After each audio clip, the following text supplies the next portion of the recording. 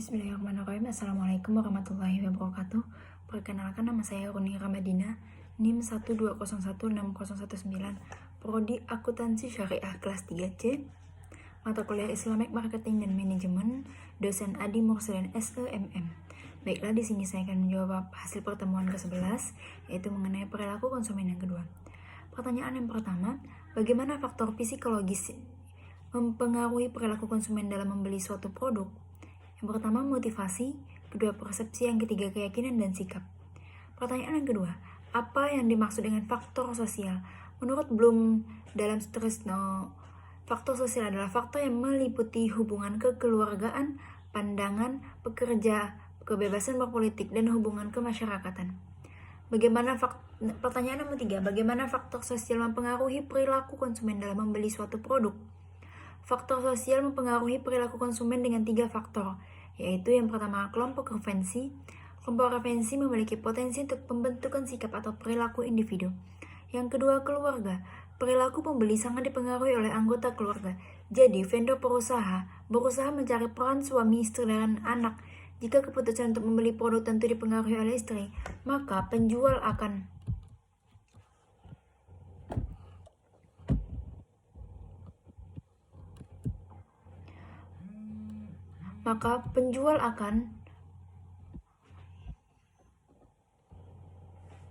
mencoba untuk menargetkan wanita dalam iklan mereka. Selanjutnya, peran dan status. Setiap orang memiliki peran dan status yang berbeda dalam masyarakat, dalam hal kelompok, klub, keluarga, atau organisasi di mana ia berasal.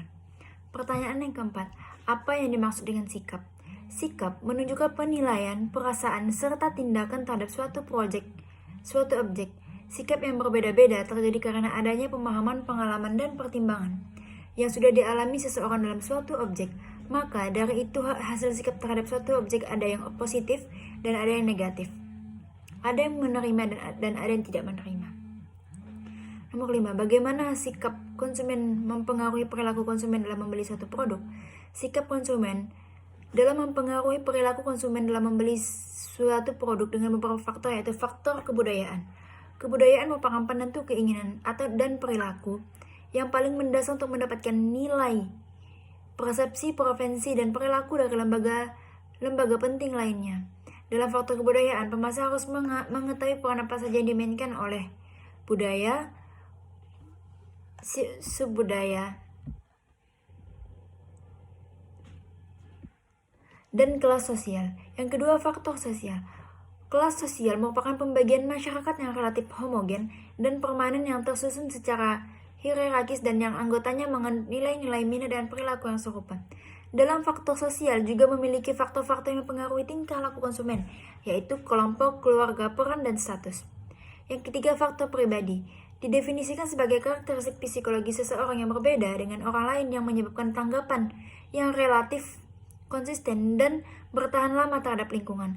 Keputusan membeli juga dipengaruhi oleh beberapa karakteristik pribadi, yaitu umur, pekerjaan, dan situasi ekonomi.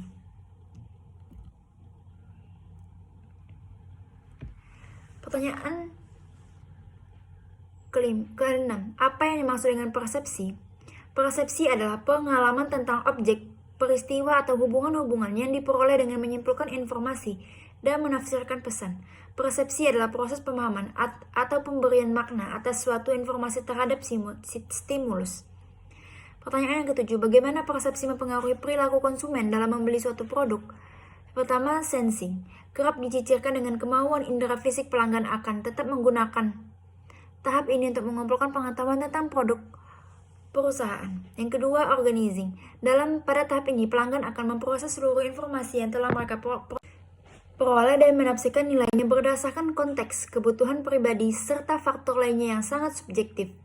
Selain itu, pelanggan juga akan menentukan kebutuhan mereka dan membandingkannya dengan aspek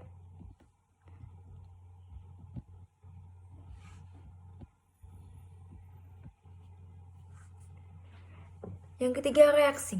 Umumnya pelanggan akan bertindak berdasarkan informasi dan keputusan yang mereka ambil selama tahap sensing dan organizing.